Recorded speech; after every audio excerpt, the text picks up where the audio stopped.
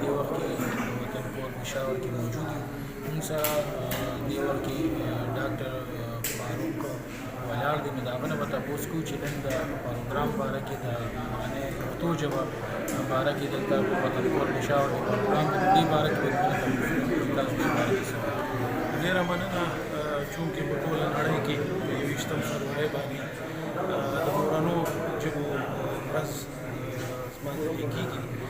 نو په دغه سلسله کې نن په وطن کور مرکزي دفتر چې کوم پېښور کې دی، په هغې کې قومي وطن باندې د ملک مننه د پښتو ژبې نامتو شاعران او دغه شان د ګاونډي ملک مشهور نامتو لیکوال ادیبان مفتي دي چې هغوی به دلته کې د پښتو په ژبه باندې خپل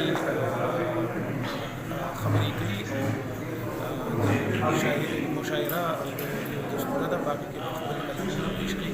موږ د پارټۍ د طرفه دا کوشش دی چې چونکې مورنۍ ژبه چې دا دوام ورکړل شي، که هغه په نصاب کې او هغه نورو ځایو کې چې چونکې بعضې داسې څیزونه دي چې هغې کې دې ژبو ته یو شان دي نه موقع کېږي.